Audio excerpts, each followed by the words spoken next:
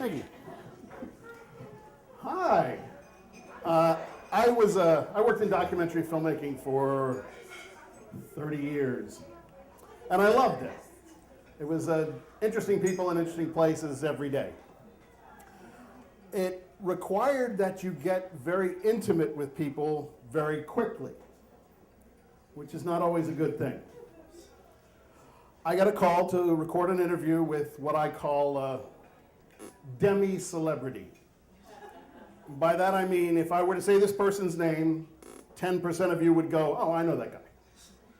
And if I were to give you a one-sentence biography, he was the host of Match Game. He was the weekend anchor for NBC News. The rest of you would go, oh, okay. But I'm not going to do that for reasons which will become obvious. I'm just going to call him our hero.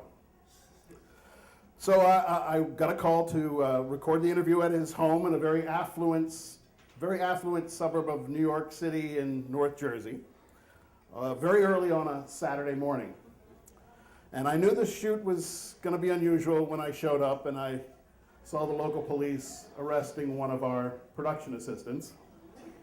It seems he had gotten there even earlier than I did, fell asleep, and reacted very badly when the police woke him up. And when he couldn't prove why he was there, they were going to take him out. Well, take him to jail, not take him out. I have to be clear nowadays. Fortunately, the police arrived, or the producer arrived and cleared everything up. And the only reason I mention that part of the story is the entire time the police were there, there's screaming going on inside the house where we're going to shoot. Two women are going at it full bore.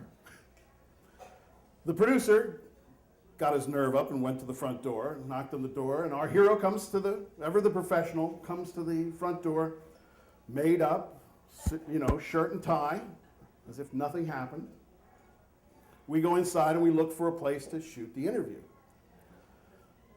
He introduces his wife and his daughter. I won't say that the tension was thick enough that you could cut it with a knife. I will say that the tension was thick enough that you could build a pretty substantial bomb shelter out of it. We went from room to room looking for a place to shoot the sit-down interview, and it became obvious that there was no place that was going to satisfy everybody. We positioned him in front of the fireplace, and the daughter yells down from upstairs, that would be inappropriate because the hearth represents home, and Daddy's never home. Went to another room, and the wife said, I just had the carpets done. Went to another room, she said, I'm going to be vacuuming in there. So we ended up staging the interview on the back porch. At that point, the camera guys and the lighting guys go to work, they set up. I have to put a wireless mic on it. So we go upstairs to his room, and sometimes you just clip it on like this, but other times you have to hide the mic. In this case, they wanted it hidden. So I had him pull out his shirt, and then I have to run the mic up his back, and then around the collar, and then hide it inside the knot of his tie. So I run it up, and I get up to the collar, and I'm in what I call the ventriloquist position. And his daughter walks in, screaming at him. Daddy, I don't believe you did this. After all we've fought over about spending time together with the family, I can't believe you went and scheduled this interview for a Saturday. And he goes back at her. I don't understand it either. I don't understand why I work so hard. I don't understand why your mother and I worked so hard for so many years to get you to private school and Ivy League education, and you behave so irresponsibly, and you turn your back on all your career. And she says, Daddy, it broke. It just broke. Condoms break. Nobody was behaving irresponsibly. In fact, I would never do anything that would publicly embarrass you or personally hurt you. And if you're paying any attention to this conversation, you would notice that I'm the one asking for more time with you. And we stood there, all three of us, in the uncomfortable moment. Now, the British have a saying about butlers. They say you can tell a great butler because an empty room is even emptier with him in it. And as a sound man, that's what we aspire to. If I have to follow you around with a microphone all day, listening to everything you say, I want to be invisible, not just to the process, but to you. I want you to forget I'm there. Like now. So I wait. And I know the moment's coming. There is a moment coming where they're going to let the hug go, and I'm going to pull my arm out of here and disappear. And I wait for it. And then I feel it come. And I yank my arm out. But I was wrong. It wasn't a release, it was just a reposition.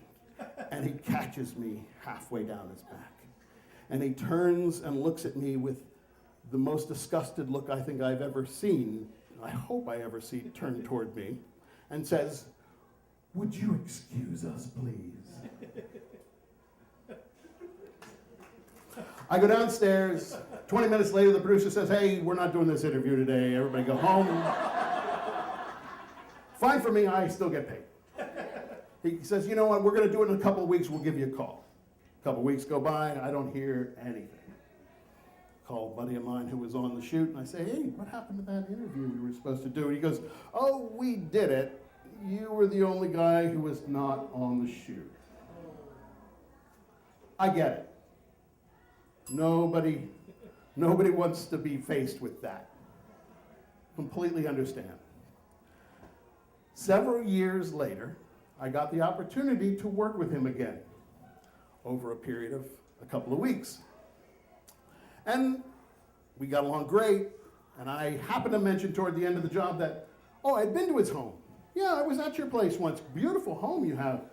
We were going to do an interview, and it never happened." And he looked at me and goes, "Oh, why is that?"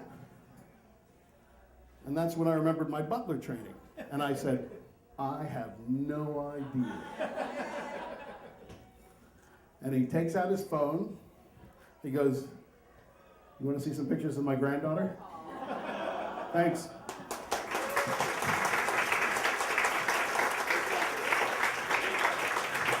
David, everybody. Thank you.